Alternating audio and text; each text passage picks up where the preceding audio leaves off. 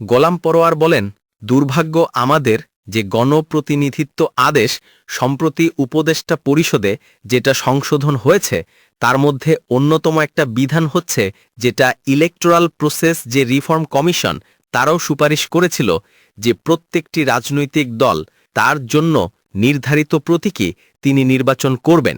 কিন্তু বাংলাদেশের পলিটিক্যাল কালচারের কারণে জোটবদ্ধ রাজনীতির একটা কালচার রেওয়াজ আমাদের আছে, সেটা করার ক্ষেত্রেও নির্বাচন ব্যবস্থা সংস্কার কমিশন বলেছে যে জোট হতে পারবে, কিন্তু প্রতীক হবে জোটবদ্ধ প্রত্যেক দলের স্ব দলের নির্ধারিত প্রতীকেই তাদের ভোট করতে হবে।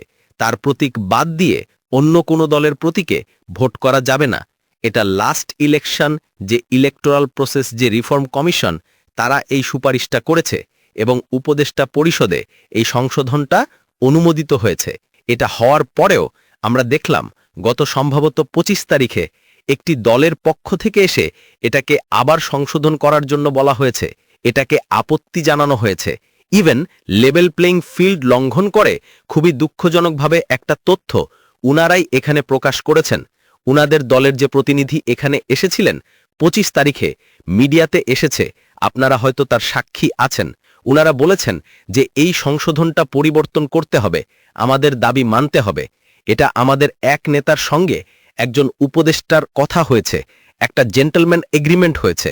আমরা খুব বিশ্বাসের সাথে আজকে চিফ কমিশনারকে বলেছি যে লেভেল প্লেইং ফিল্ড ভঙ্গ হওয়ার এর চেয়ে আর কি বলবো নেকেড উদাহরণ আর কি হতে পারে, যে এটা একটা কমিশনের সিদ্ধান্ত, উপদেষ্টা পরিষদের সিদ্ধান্ত, সংশোধন হয়ে গেছে।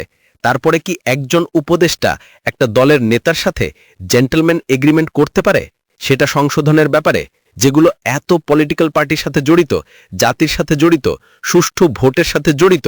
এটা ওনারা শুনেছেন। আমরা এটার উপরে ঘোর আপত্তি দিয়েছি যে এটা কোনো ক্রমেই সংশোধন করা যাবে না। সংশোধিত যে বিধান আছে সেই বিধানের ভিত্তিতে নির্বাচন করতে হবে। তারপরে সিসি ক্যামেরা বুথগুলোতে স্থাপন করা ওনারা চেষ্টা করছেন। এর অনেক টেকনিক্যাল এবং ফিনান্সিয়াল চ্যালেঞ্জ সেগুলো ওনারা ফেস করার কলাকৌশল খুঁজছেন এবং আরও অনেক ব্যবস্থাগুলো নিয়ে আমরা আলোচনা করেছি। আইন শৃঙ্খলা পরিস্থিতি এবং লেভেল প্লেইং ফিল্ড, আমাদের সকল রাজনৈতিক দল যেন নির্বাচনের মাঠে সমান অধিকার, সমান সুযোগ সুবিধা যা ইলেকশন কমিশনে, নির্বাচনী আইনে, আরপিওতে যা যা দলের জন্য প্রযোজ্য, সবাই যেন সমানভাবে ভোগ করতে পারবেন। এগুলো আমরা অনেক কথাগুলো তুলে ধরেছি।